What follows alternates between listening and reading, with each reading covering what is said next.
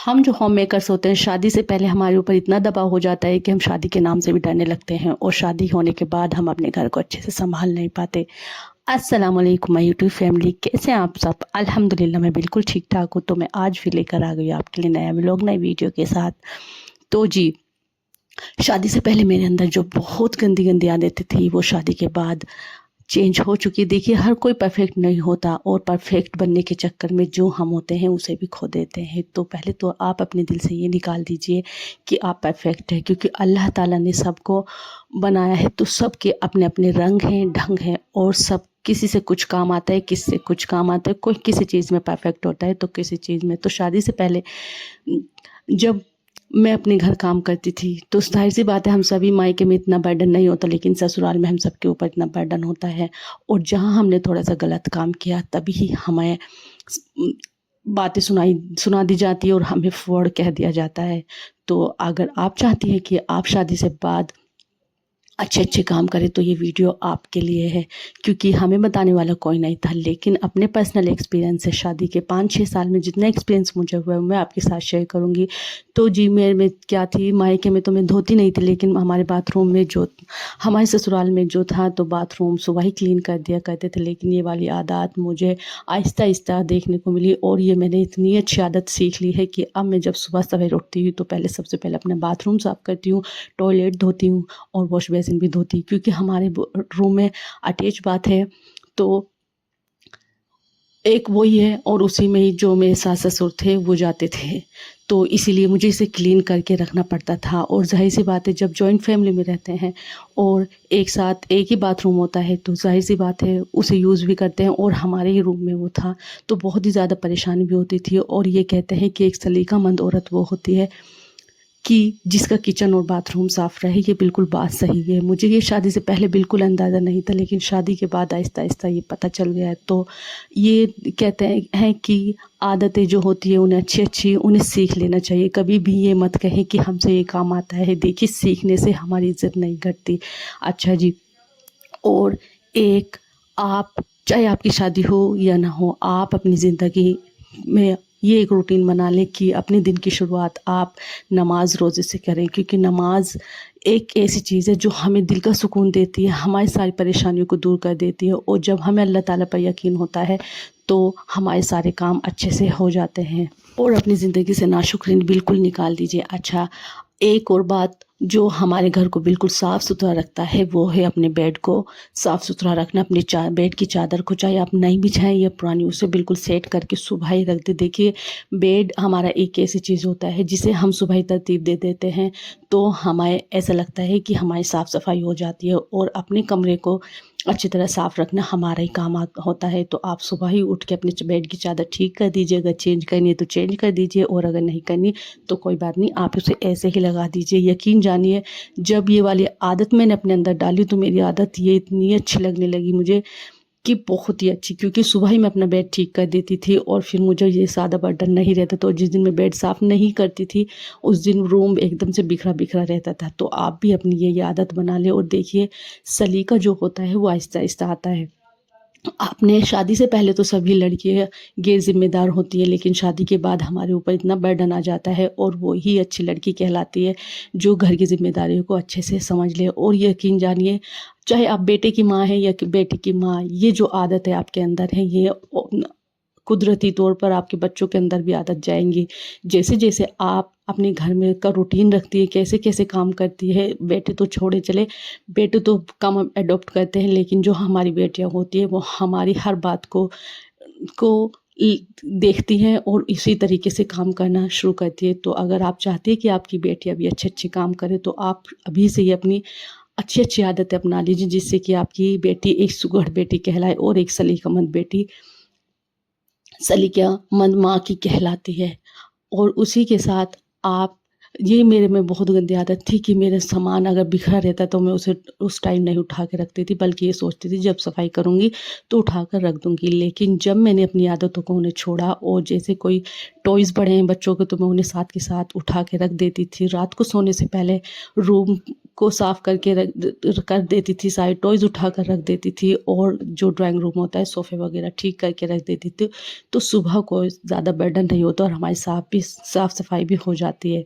अच्छा, एक और बात मैं आपको कहना चाहूँगी, अगर आप अपना टाइम बचाना चाहती हैं और टाइम मैनेजमेंट चाहती हो और आप चाहती हैं आपके ऊपर बिल्कुल भी बर्डन ना हो, आप 1 दिन पहले ही सोच लीजिए कि आपको अगले दिन क्या बनाना है।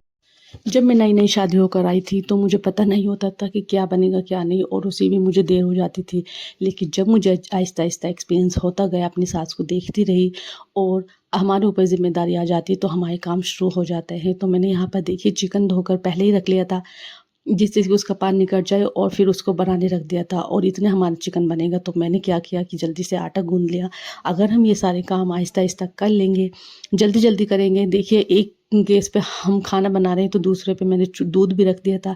इससे मेरे 2 काम एक साथ हो जाएँगे और साथ के साथ मैं आटा भी गूँध रही हूँ। इतने में आटा गूँध कर उठूँगी, जो बर्तन होंगे उन्हें साफ़ कर लूँगी और आटे को फिर बर्तन धोने के बाद अच्छी तरह मुक्के लगा दूँगी, तो ये वाला काम हमारा जल्दी हो जाता है। और देखिए मैंने बर्तन भी धो लिए और यहाँ पर मेरा काम भी अच्छे से हो गया और आटा भी अच्छे से गूँध गया। तो अब मैं एक और बात आपको कहना चाहूँगी, जब भी आप आटा निकालें तो इसे अच्छे से कंटेनर में बंद करिए और इसके ऊपर थोड़ा-सा ऑयल लगा दीजिए।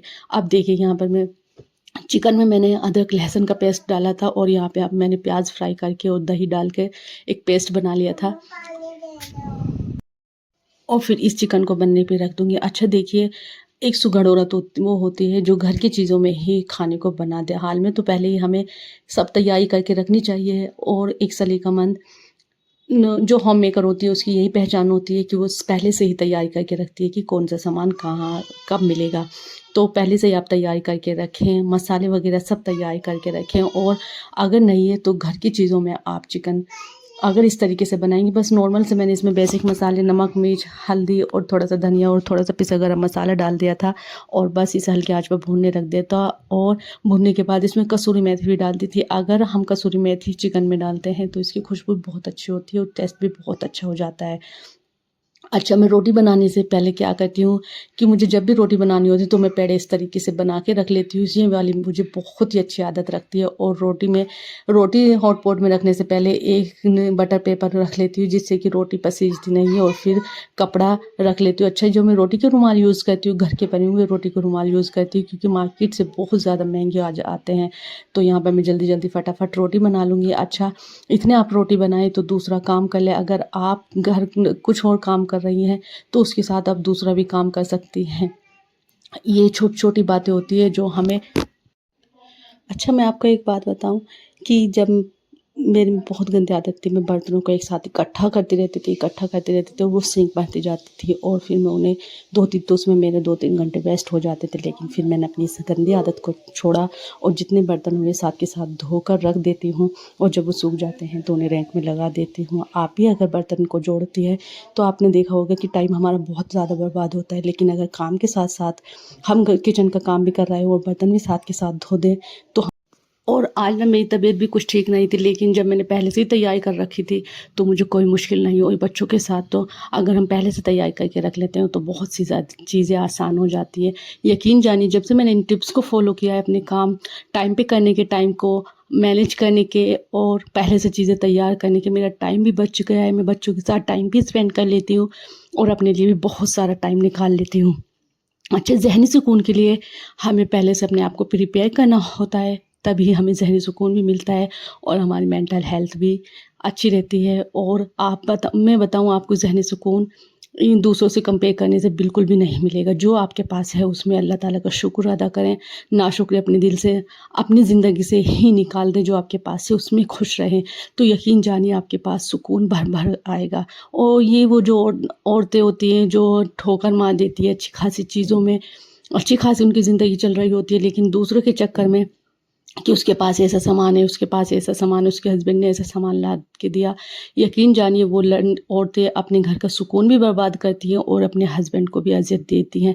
जब भला तुम्हारा बंदा इतना कमाता ही नहीं है तो उतनी उतनी तुम डिमांड क्यों करते हो? अच्छा, यहाँ पर एक और मैं आपसे बात कहूँगी कि मैं पहले ना कपड़े बहुत जोड़े रखती थी और यहाँ पे भी मेरी 4 2 बेड की और 4 में सिंगल बेड की चादर हो गई थी। और यकीन जानिए इतना मेरे ऊपर बर्डन था, घबराहट थी।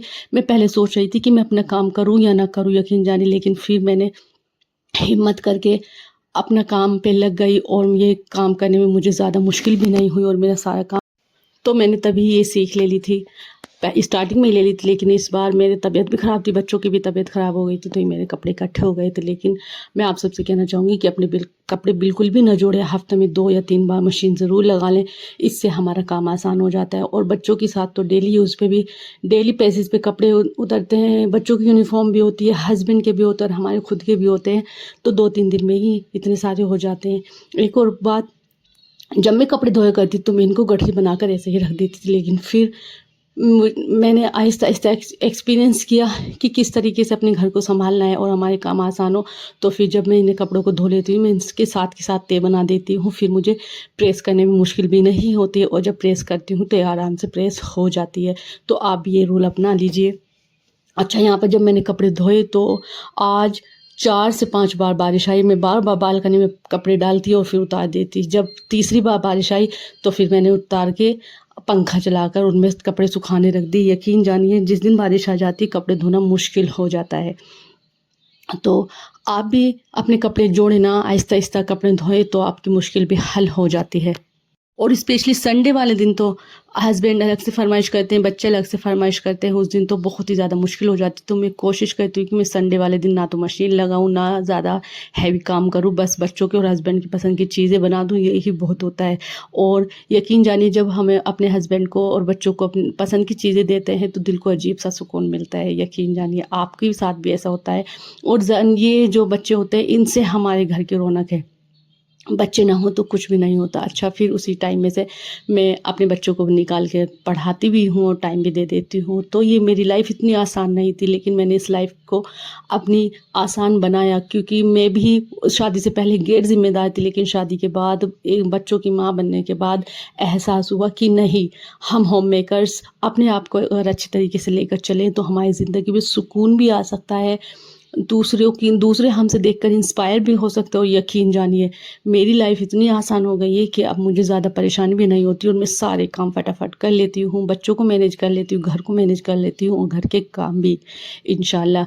तो बस आपका एक यकीन होना चाहिए, अल्लाह ताला पर यकीन होना चाहिए, तो आपके सारे काम अपनी ज़िंदगी में नाशुक्री निकाल कर शुक्राना अदा करना शुरू कर देते हैं, ज़हनी सुकून के लिए नमाज की तरफ आ जाते हैं और ज़िक्र अज़कार करने लगते हैं।